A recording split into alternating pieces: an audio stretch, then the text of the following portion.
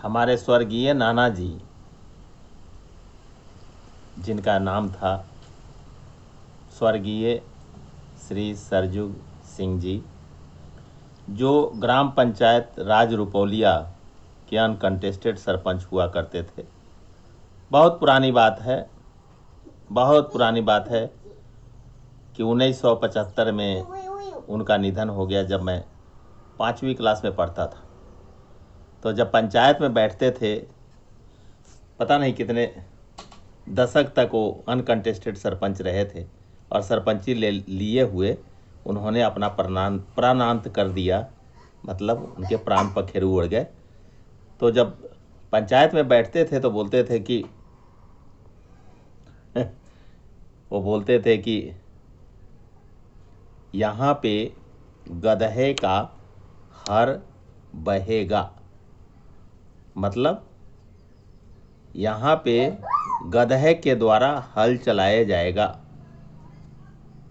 जी हाँ दोस्तों, मैं कर्नल सुधीर कुमार सिंह सेवानिवृत्त आप सभी को जय हिंद करता हूँ, सभी को प्रणाम करता हूँ, सभी को सलूट करता हूँ, सभी मातृशक्ति, सभी हमारे कोरोना वॉरियर्स, सभी अन्नपूर्णा किसान भाई, सभी हमारे पूर्व सैनिक, कार्यरत सैनिक, सभी शिक्षाविद, सभी हमारे सामाजिक कार्यकर्ता और सभी को पूरे बिहार वासियों को, पूरे भारत वासियों को, सभी को प्रणाम करता हूँ। वो ऐसा कहते थे तो हम 5वीं क्लास में थे। देखिए आराध्या जी आ गई। आराध्या जी आप जय हिंद करिए, सभी लोगों को जय हिंद कर दीजिए, जय हिंद कर दीजिए। देखिए दादू सभी लोगों को जय हिंद कर रहे हैं। आप भी जय हिंद कर दीजिए। यस, दादू अभी हटेंगे नहीं, दादू अभी वीडियो बना रहे हैं। और आप भी जय हिंद कर दीजिए और चुपचाप बैठे रहिए। तो ऐसा इसलिए कहते थे कि यहाँ गधे का हर बहेगा, कि जो कानून, ना तो कानून व्यवस्था रहेगी और ना ही शिक्षा का संचार होगा। और उस स्थिति में वहाँ पे सब लोग उनकी बात का अनुसरण करते थे और कहते थे कि सरपंच साहब आप ऐसा क्यों बोल रहे हैं। तो वहाँ पे सरपंच साहब वहाँ पे कहते थे कि देखिए, मैं इसलिए ऐसा कह रहा हूँ कि हमारे ज़माने में पढ़ाई लिखाई तो गुरुकुल में हुआ, हमारे ज़माने में पढ़ाई लिखाई तो बरगद के पेड़ के नीचे हुआ, पीपल के पेड़ के नीचे हुआ। लेकिन वो पढ़ाई लिखाई फिर भी ठीक था जहाँ टीचर जो है, जहाँ शिक्षक सुयोग्य हुआ करते थे, सुयोग्य, जिनसे पूछिए तो प्रकांड पंडित हुआ करते थे। लेकिन आज बड़े बड़े ऊंचे महल बन गए, ऊंचे भवन बन गए और कहते हैं ना कि ऊंची दुकान फीकी बकवान। जी हाँ, आपने सही सुना। मैं आज बिहार की शिक्षा व्यवस्था के बारे में बात कर रहा हूं और मैं बराबर बात करता हूं, अपने शिक्षकों के साथ बात करता हूं। मैं ऐसा इसलिए कह रहा हूं कि देखिए, आज कई दिनों से मैं देख रहा हूं कि पब्लिक ऐप पर, वीडियो पे, फेसबुक पे, न्यूज़ में हमारे बिहार के माननीय मुख्यमंत्री जी श्रीमान नीतीश कुमार सर को ये कहते हुए एक विद्यार्थी 11 साल का सुना जा रहा है कि हमारे पिताजी शराब पीते हैं, जिसके चलते हमारी पढ़ाई नहीं हो रही है। और उसके बाद में वहाँ पे कई लोग उनके साथ आगे आ जाते हैं और कहते हैं कि हम उनको 2,000 देंगे, कोई कहता है हम 50,000 देंगे, कोई कहता है 20,000 देंगे। मैं आपसे सिर्फ और सिर्फ एक तीखा सवाल नहीं बल्कि सीधा सवाल ये कर रहा हूँ कि क्या वही एक लड़का है बिहार में 13 करोड़ की आबादी में जो गरीब है, जिसके पिता शराब पीते हैं, जिसके चलते उसकी एजुकेशन नहीं हो पा रही है?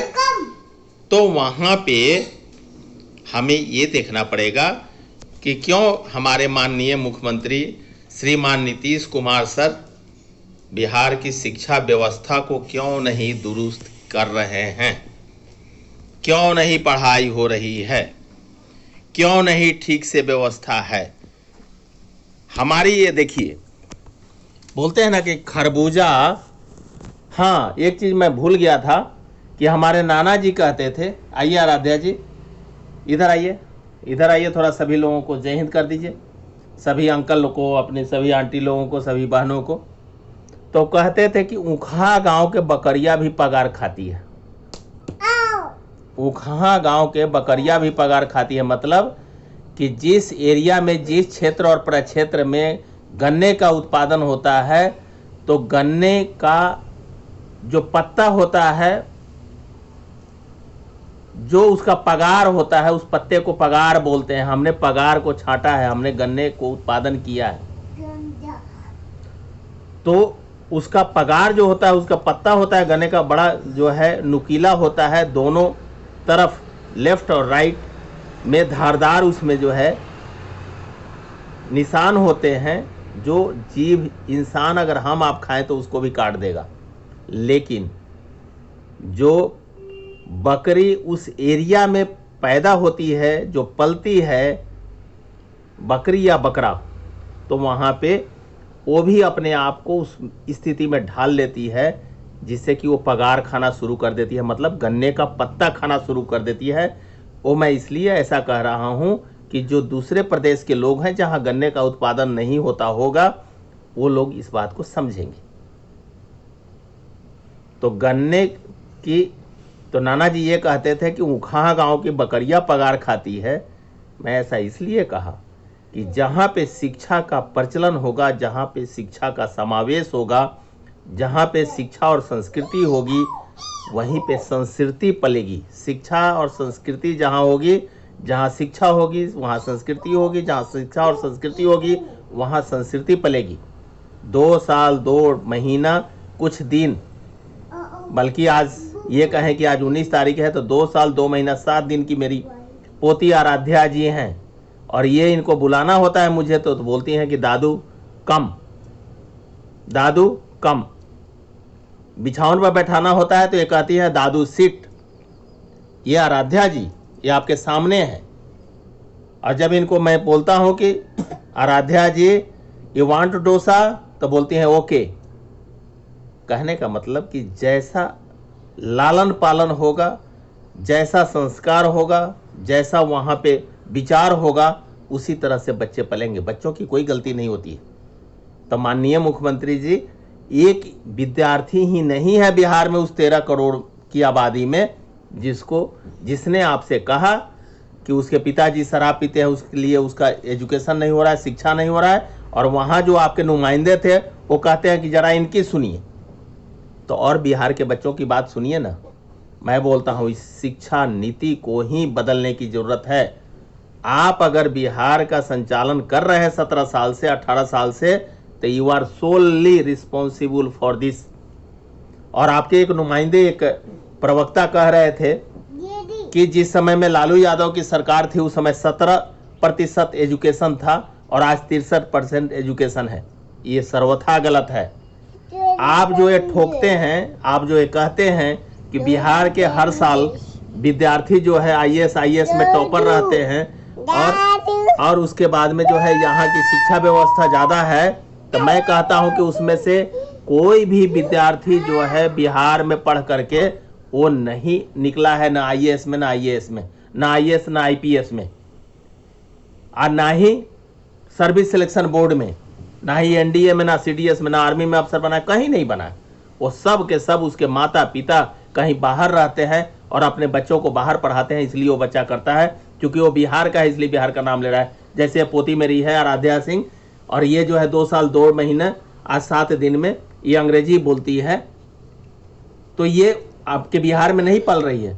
आपके बिहार के शिक्षक नहीं, जहाँ के बिहार के शिक्षकों को एरोप्लेन की स्पेलिंग नहीं आती है। तो पहले इस व्यवस्था को सुधारा जाए और फिर उसके बाद कटाक्ष किया जाए। और शिक्षा का व्यवस्था जो उस समय था, अंतर इतना ही था कि उस समय बेशक पीपल के पेड़ के नीचे पढ़ते थे, बरगद के पेड़ के नीचे पढ़ते थे, स्कूल का भवन नहीं था, लेकिन उस समय के टीचर में क्वालिटी थी। आज के टीचर में क्वालिटी नहीं है। आज के सिर्फ जो है आपकी ऊंची दुकान है लेकिन पकवान फीकी है। इन्हीं शब्दों के साथ जय बिहार, जय विकास। मेरी बातें बिल्कुल स्ट्रेट होती है लेकिन इस पर तवज्जो करने की जरूरत है। जय हिंद। जय आराध्या जी बोल दीजिए, सभी लोगों को जय हिंद कर दीजिए, कर दीजिए सभी लोगों को जय हिंद, और सभी लोगों को फ्लाइंग किस दे दीजिए। यस, थैंक यू बोल दीजिए। Thank you. या